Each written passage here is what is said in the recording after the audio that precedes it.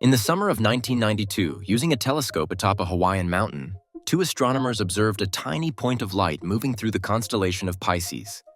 This inconspicuous object, named 1992 QB1, was located 6 billion kilometers from the Sun, far beyond Neptune's orbit. Its discovery fundamentally reshaped our understanding of the solar system. Instead of billions of kilometers of empty space beyond the orbits of the giant planets, there was something more, something vast. This was the first discovery of the Kuiper Belt, a ring of countless icy bodies in a donut-shaped formation surrounding the solar system. Here, astronomers continue to find increasingly unique objects, sometimes with bizarre shapes and extremely eccentric orbits. This region holds answers to critical questions about the evolution of our system, and it is also the origin of some of the most famous comets. In this comprehensive episode, we will explore all known types of trans-neptunian objects, examine their classifications, look at their fascinating colors and strange shapes, and delve into the worlds of the largest and most intriguing among them, worlds we are just beginning to understand. Finally, we'll attempt to answer the question of where exactly the solar system ends and why the Voyager spacecraft have not truly left it yet. Let's start by noting that the Kuiper Belt and the main asteroid belt, located between the orbits of Mars and Jupiter, do share many similarities. For instance, both are similar in shape and consist of leftover material that did not become part of any planet. However, the first and most significant difference between them is their size. The Kuiper Belt is one of the largest structures in the solar system, second only to the Oort Cloud, often confused with the Kuiper Belt, and the heliosphere, the giant bubble created by the solar wind. Since the Kuiper Belt encircles the Sun beyond Neptune's orbit, it is about 20 times wider than the asteroid belt and 20 to 100 times more massive. You might think that with so much more material than the asteroid belt, a full-fledged planet could have formed from it. But this is far from the truth. Despite its size, the Kuiper Belt contains no more than 10% of Earth's mass, at least in its current state. This also provides insight into the density of material in both belts. Spreading 1/10 of Earth's mass across all the planets in the solar system doesn't create an impenetrable wall of objects, as often visualized in science fiction. Even without expert piloting, you could easily traverse this region of space without encountering anything. The actual distance between two objects in the Kuiper Belt can reach millions, even tens of millions of kilometers, comparable to the distance between Earth and the Sun. So, like the asteroid belt, the Kuiper Belt is still the same nearly empty space we imagine exists between planets. The density of matter here is only slightly greater than that. However, despite the significant dispersal of objects in the Kuiper Belt, they collectively form a rather enormous structure, with its inner edge beginning at Neptune's orbit, approximately 5 billion kilometers from the Sun. Since kilometers are not particularly helpful when discussing such vast distances, let's get used to using astronomical units. One astronomical unit, as a reminder, is the average distance between Earth and the Sun. Thus, Neptune's orbit and the inner edge of the Kuiper Belt are located roughly 30 AU from the Sun, and the main concentration of icy objects in the belt ends at around 50 AU. But that's not all. There is also another, less structured region of icy objects that starts at the outer edge of the Kuiper Belt and extends far, far outward, reaching distances of over 100 AU. Some objects in this region can stray as far as 1,000 AU or more from the Sun. This area is known as the scattered disk. The objects in the scattered disk are even more widely spaced than those in the Kuiper Belt. Nearly all of them have highly unstable, elongated orbits with various inclinations relative to the plane of planetary orbits. These solitary, frozen wanderers are believed to be victims of gravitational disturbances caused by the giant planets, which flung or scattered them into the distant outskirts of our stellar system. Due to the unstable nature of the scattered disk's icy objects, this region is considered the primary source of most short-period comets, those with orbital periods of less than 200 years. This includes the famous Halley's Comet and the Churyumov-Gerasimenko Comet. There is also another type of comets called long-period comets, which take over 200 years to return to the Sun. These may originate from an even more distant and mysterious region, which remains entirely theoretical, the Oort Cloud. Unlike the Kuiper Belt, The Oort Cloud is thought to be roughly spherical in shape, surrounding the solar system like a giant bubble made up of billions or even trillions of icy boulders of various sizes and shapes. The inner edge of this colossal structure is located at an astonishing distance of 2,000 to 5,000 AU. It's hard to even imagine, let alone visualize. The outer edge of this bubble could extend tens or even hundreds of thousands of AU from our star. To help you grasp this, such distances are equivalent to a quarter or even half of the distance between the Sun and its nearest stellar neighbor. This raises an intriguing question. What should be considered the edge of the solar system? The answer actually depends on whom you ask and how they interpret the boundaries of the solar system. For instance, you may have heard that Voyager 1 and Voyager 2 have already crossed the edge of the solar system and are now wandering through interstellar space, where they measure higher levels of radiation. Interestingly, this does not mean that the record-breaking spacecraft have crossed the Oort Cloud. They are still far from it. In fact, to reach even the inner edge of the Oort Cloud, the Voyagers would need at least another 300 years of travel. The boundary often referred to as the edge of the solar system is actually called the heliopause, the barrier between the heliosphere and interstellar space. Beyond the heliopause, the Sun's energetic influence ends, and the radiation of other stars and various cosmic objects that populate the galaxy takes over. So yes, the Oort Cloud lies an order of magnitude farther out than the heliosphere. And if we consider the heliopause as the boundary, then all these icy bodies are technically outside the solar system. This would make long-period comets visitors from the interstellar medium. On the other hand, since the Oort Cloud is gravitationally bound to the Sun, it can also be seen as part of the solar system. Although there is no consensus among scientists on this issue, the Sun's gravitational influence seems to be the most logical boundary.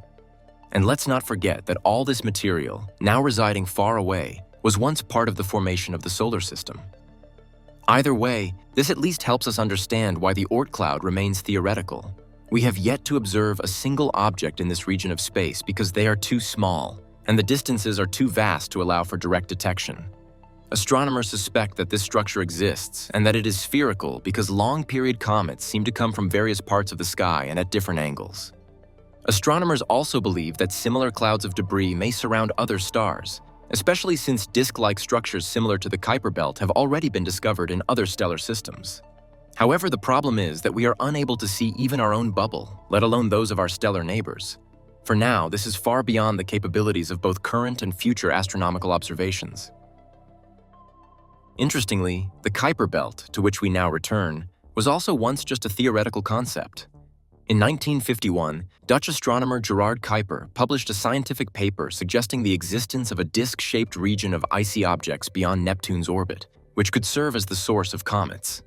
If the known comets had always remained on their current orbits, they would have completely evaporated their material over billions of years.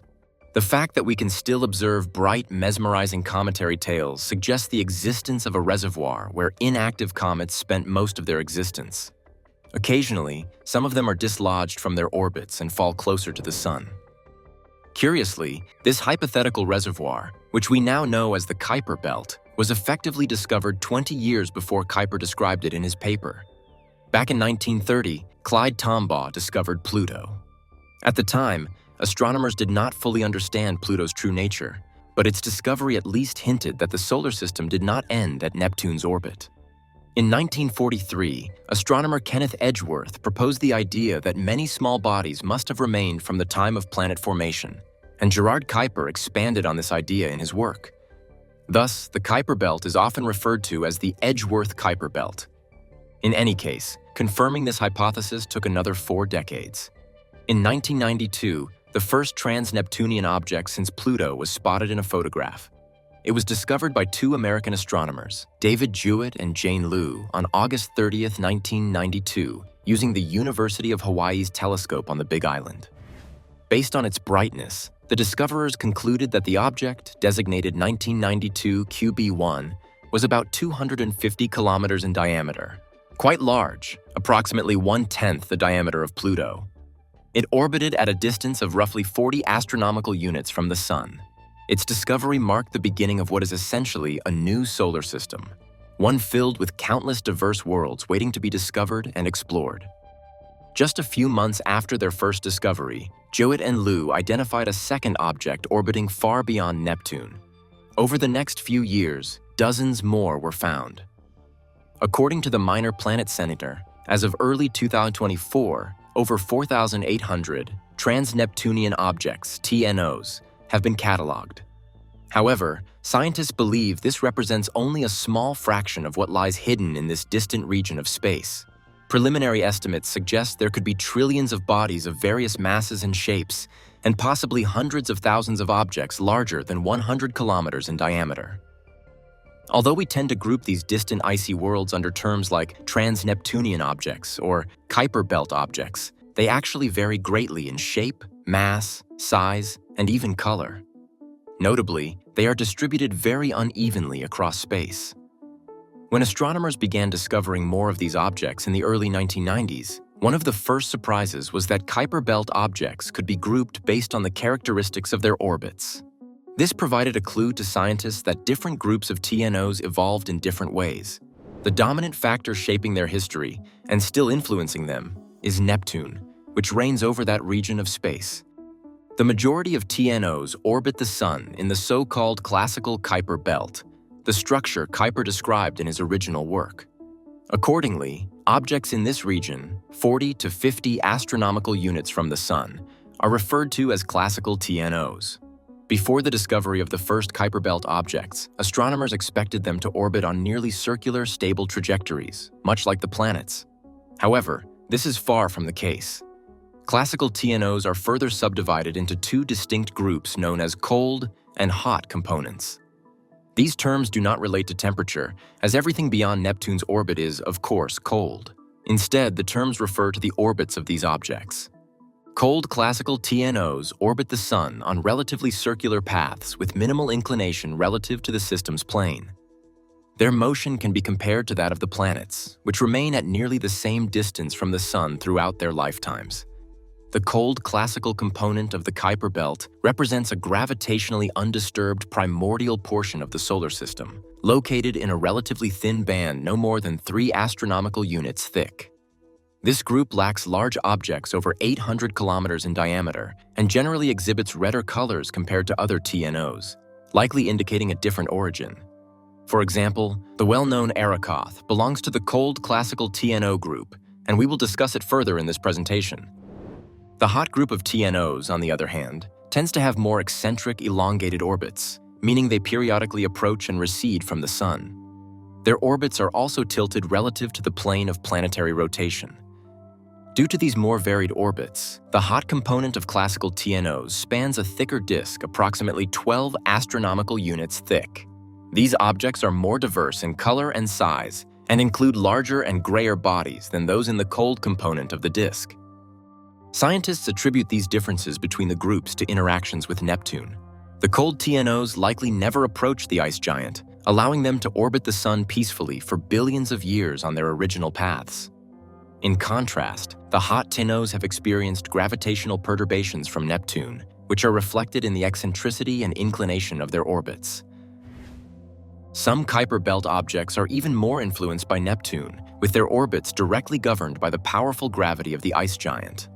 These objects are in resonance with the planet, meaning their orbits are in a stable ratio with Neptune's orbit. For example, for every 3 orbits Neptune completes around the Sun, these objects complete 2. Because Pluto shares this type of resonance with Neptune, resonant TNOs with similar orbital properties are often called Plutinos. One intriguing example of such an object is Orcus. Its orbit is very similar to Pluto's, but they are always in opposite phases.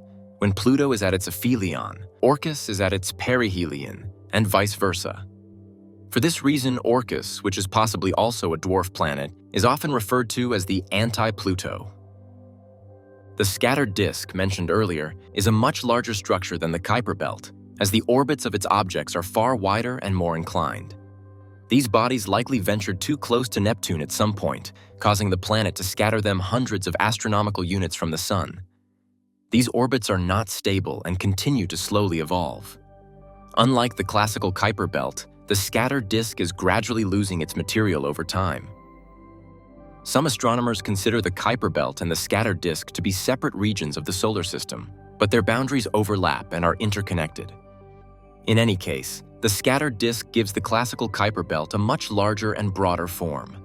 The most famous member of this region is undoubtedly Eris, the second largest but most massive dwarf planet. Not all objects scattered by Neptune end up on the outskirts of the solar system. Some, in contrast, fall closer to the Sun. These belong to another class of objects known as Centaurs. Their orbits lie somewhere in the vast space between the orbits of the giant planets. Due to strong gravitational interactions, they won't remain in this region for long.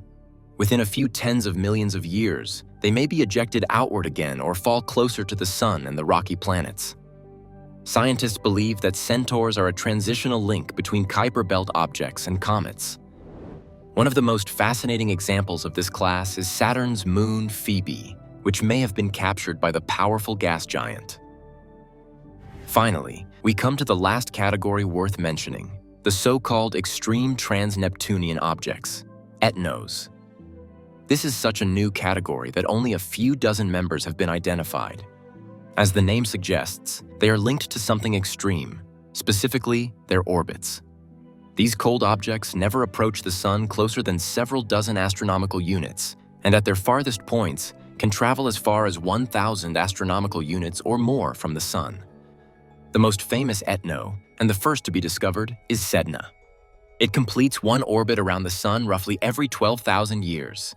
Sedna is about half the size of Pluto and is likely the largest among similar extreme TNOs. The critical question is what caused these objects to acquire such colossal orbits. Since they don't even approach Neptune, astronomers believe the ice giant is unlikely to have pulled them so far from the Kuiper Belt. Instead, some other force or mass, still hidden from our view, may be responsible. The peculiar asymmetry in the orbits of these objects has led astronomers to propose one of the most intriguing hypotheses, that the solar system harbors another, yet undiscovered planet. The hypothesis of Planet 9 remains unconfirmed, but the substantial indirect evidence for its existence is too compelling to dismiss outright.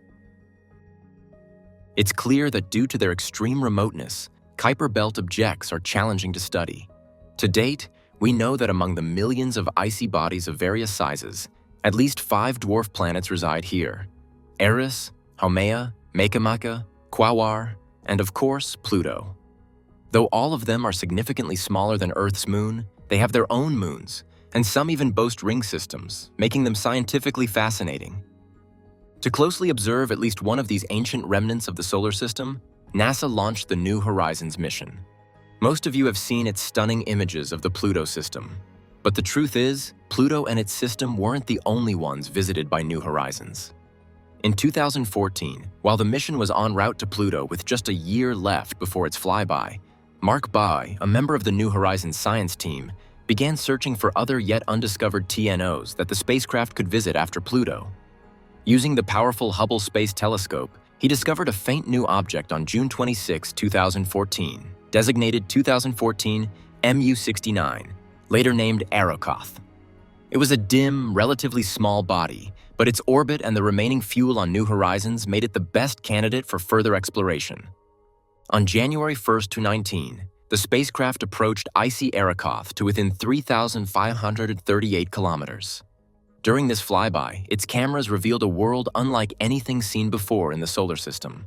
It was a contact binary celestial body resembling a red, flattened snowman, a surprise few expected. This type of object, called a contact binary, consists of 2 distinct planetesimals that once orbited each other before gently merging into a single entity. Arrokoth's 2 lobes, named Wennu and Weyo, measure 22 and 14 kilometers across, respectively, and appear spherical in close-up images. However, images from a greater distance suggest that both lobes are somewhat flattened, resembling pancakes, particularly the larger lobe. The exact processes that shape them into such intriguing forms remain unknown. The surface of Arrokoth raises even more questions. It features a series of interwoven hills whose origins are difficult to explain. In 2023, it was proposed that much of Arrokoth may have formed through the slow merger of smaller components, each no more than 5 kilometers in diameter. If true, this provides a vivid demonstration of how primordial planetesimals came together during the dawn of the solar system. For the 2 large lobes, or even smaller building blocks, to merge so gently, they must have formed at the same time and in close proximity.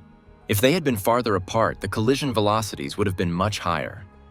Thus, Arrokoth is undoubtedly a primordial object, a relic from the original protoplanetary disk of the solar system. Unsurprisingly, it belongs to the cold classical TNO population, characterized by stable orbits around the Sun and a lack of significant interaction with it for billions of years. Arrokoth's color is a masterpiece in itself. It is exceptionally red, even redder than Pluto. This characteristic is typical of cold TNOs. Unlike Mars, which is red due to iron oxides, Arrokoth's hue is likely due to complex organic compounds known as tholins. These form as ultraviolet photons from the Sun, and cosmic rays irradiate the surface over billions of years, causing chemical reactions between methane and water ice molecules. Thus, orbiting the Sun at a distance of 44.5 astronomical units, Arrokoth remains the most distant and pristine object in the solar system ever explored by a spacecraft. The reddish hue characteristic of many Kuiper Belt inhabitants is also the hallmark of the second brightest object in the region, Makemake. Its discovery in 2005 holds a significant place in the history of solar system exploration. Along with Eris, it was one of the key discoveries that led the International Astronomical Union to reconsider Pluto's status and establish a new classification, dwarf planets. Makemake is a member of the classical Kuiper Belt, but it is classified as a hot TNO, meaning it has a somewhat eccentric orbit inclined to the plane of the solar system, though it remains relatively stable. Makemake is about 1/3 smaller than Pluto, but brighter than Eris, despite Eris being larger in diameter. This is due to Eris's significantly greater distance from the Sun. Orbiting the Sun at an average distance of nearly 46 astronomical units, Makemake is large and bright enough to be observed with amateur telescopes. However, this doesn't mean astronomers fully understand its surface characteristics. Without a direct robotic mission, only general attributes can be discerned. For instance, color is one such attribute that can be determined relatively easily using photometry. In simple terms, astronomers observe the object through a series of color filters. The filter through which the object appears brightest corresponds to its dominant surface color. This method provides the majority of what we know about TNOs. For the largest and brightest objects, astronomers also employ spectroscopy, particularly in the visible range. Spectroscopy not only reveals the visible color, but also the chemical composition of the surface. This technique is highly reliable. Astronomers had already predicted Arrokoth's strong red spectrum before they observed it up close. Dwarf planet Makemake exhibits similar characteristics, suggesting its surface might resemble Pluto's or similar bodies. However, Makemake also has notable differences, the most surprising of which is its lack of an atmosphere. Astronomers confirmed this in April 2011, when Makemake passed in front of a bright background star. Observations revealed no atmospheric distortion around the star. However, scientists speculate that Makemake could develop a temporary atmosphere when it approaches closer to the Sun. Under solar radiation, volatile substances on its surface might sublimate, creating a thin, gaseous envelope for a time. In 2015, the Hubble Space Telescope detected a faint point of light near Makemake, its first and so far only known moon. Named MK2, the satellite has a diameter of 175 kilometers, making it about 10 times smaller than the dwarf planet. Interestingly, MK2 has a surprisingly dark, coal-like color, contrasting with Makemake's brightness. One possible explanation for this discrepancy is the moon's low mass. It may lack sufficient gravity to retain volatile substances, which escape its surface when heated by the Sun. The discovery of MK2 supports the widely accepted idea that most dwarf planets have their own satellites. In fact, a large number of known trans-neptunian objects also have companions. Some of these companions are classified as satellites, while others, those with at least 1/10 the mass of their neighbor, are considered full-fledged members of binary systems. The best example of this is Pluto and Charon. Among all known classical TNOs, approximately 15 to 20% are found in systems similar to Pluto and Charon. The prevalence of such paired objects suggests that the Kuiper Belt was once a much more populated region. Only in such conditions could numerous binary systems and objects like Arrokoth form. The Kuiper Belt may have originally contained enough material to form 10 or even 100 Earth-mass planets, but today only a small fraction remains. According to the dominant model, the ancient migration of the giant planets explains most of the properties of small solar system bodies. The massive gravitational influence of these planetary giants scattered most of the material from the asteroid and Kuiper belts, forming the scattered disk and the Oort Cloud. According to NASA, the Kuiper belt is still gradually dissipating to this day. Objects within it occasionally collide, producing smaller fragments or leaving their orbits to become comets.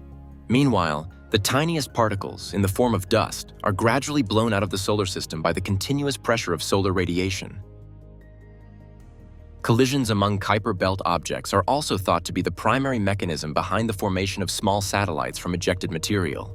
For instance, the dwarf planet Haumea boasts two known moons, Haumea and Namaka. These satellites are much smaller than their parent body. The largest, Namaka, is only about 1% of Haumea's mass. Both moons are believed to consist of pure water ice, likely originating from Haumea itself. The discovery of Haumea's moons was instrumental in determining its mass and density. It appears that Haumea is composed primarily of rock rather than ice. Astronomers hypothesized that early in its history, Haumea resembled Pluto, with an even distribution of rock and ice. However, a massive collision with another large object likely ejected most of Haumea's surface ice into space, possibly forming its moons. This collision also caused Haumea to spin rapidly, resulting in its most distinctive feature, its shape. Haumea resembles a squashed rugby ball spinning so quickly, completing a rotation every 4 hours, that it cannot maintain a spherical shape due to the intense centrifugal forces. This rapid rotation gives Haumea the fastest spin of any known large object in the solar system. Its unique characteristics make it one of the most intriguing objects in our solar system. As is often the case, we do not know what this world looks like up close. However, its unique shape provides a logical explanation for its unusual properties. When astronomers discovered Haumea, they noticed its brightness varied by 25% every 2 hours. If it were a spherical object with uneven surface brightness, it would need to complete a rotation every 2 hours. But such a rapid spin would tear it apart according to the laws of physics. Instead, scientists proposed that Haumea is an elongated body completing a full rotation every 4 hours. Only under these conditions could it remain intact. Interestingly, Haumea has not only 2 moons, but also a family of smaller objects with similar orbital and spectral properties, referred to as the Haumea collisional family. This group includes at least 8 of the brightest objects and many smaller ones, providing evidence of an ancient collision involving Haumea and an object at least 1,660 kilometers in diameter. Haumea likely lost about 20% of its mass during the impact, and the largest fragments now orbit the Sun as separate bodies. Currently, Haumea is the only object in the Kuiper Belt known to have a collisional family. But there's more. Haumea also has its own ring. In 2017, astronomers detected the ring using the technique of stellar occultation. As Haumea passed in front of a bright background star, they observed 2 additional dips in brightness, indicating the presence of a ring structure. This ring has a radius of 2,287 kilometers and a width of about 70 kilometers. It was the first time a ring was discovered around an object in the Kuiper Belt. Previously, rings had only been observed around planets and 2 Centaurs, Chariklo and Chiron, which orbit between Jupiter and Uranus. Considering all this, Haumea truly earns its title as one of the solar system's greatest oddities. Recently, astronomers also discovered that Quaoar, another Kuiper Belt object, has its own ring system, consisting of 2 rings no less. What makes Quaoar's rings particularly intriguing is their location. Unlike Haumea, Chariklo, or the 4 gas giants, Quaoar's rings lie outside its Roche limit. The Roche limit defines the region where particles tend to form a ring, whereas outside this boundary, they typically coalesce into a single body, such as a moon. However, precise observations during stellar occultations confirm the presence of 2 rings around Quaoar that remain as streams of particles rather than merging into a satellite. Why these rings exist beyond the Roche limit remains a mystery. Some scientists speculate that Quaoar's sole known moon, Quaoar, might play a role, but research is ongoing.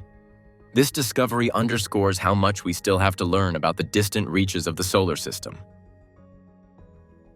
Finally, we come to Eris, which occupies a special place in our story.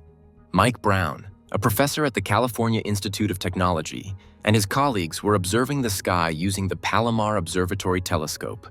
In 2005, based on images collected over 2 years of observations, they discovered a new world billions of kilometers beyond Neptune, its size comparable to Pluto's.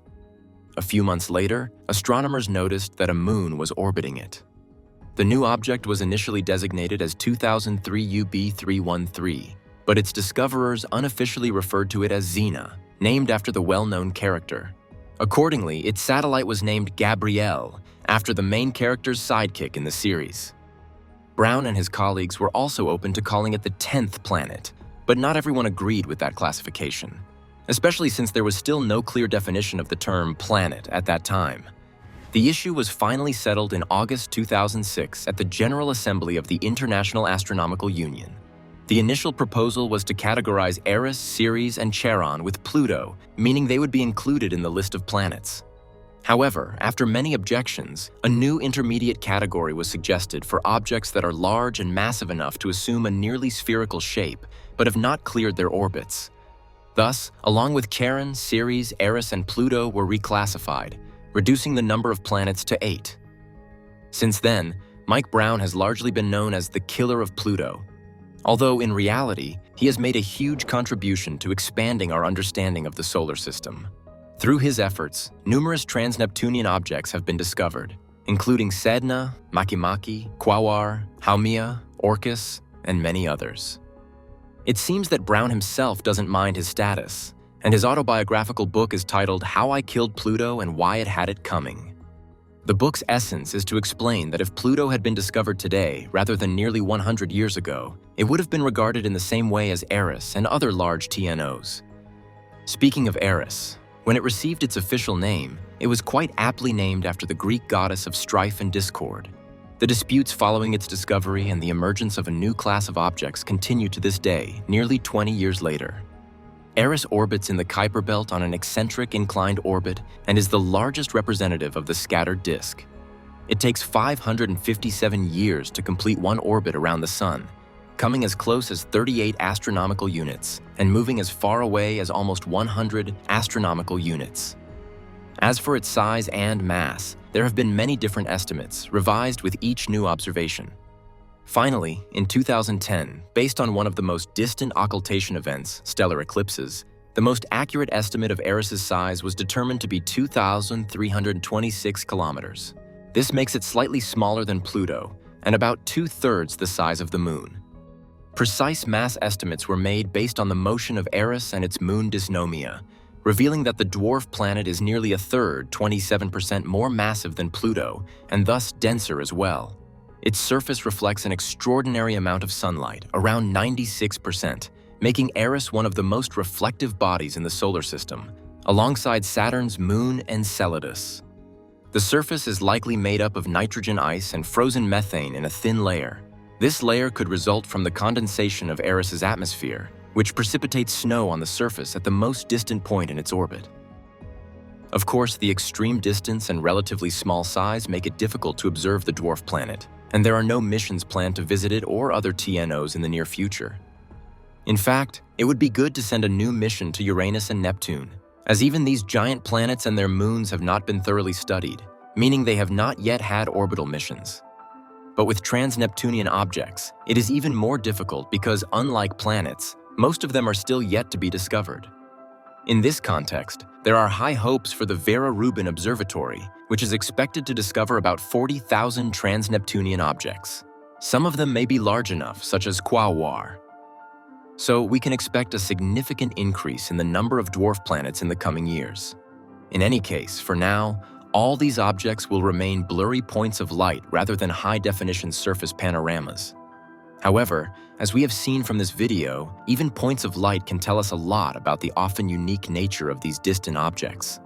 So don't doubt that even within our solar system, so to speak, right under our noses, there are thousands, tens of thousands of worlds that are sure to surprise us.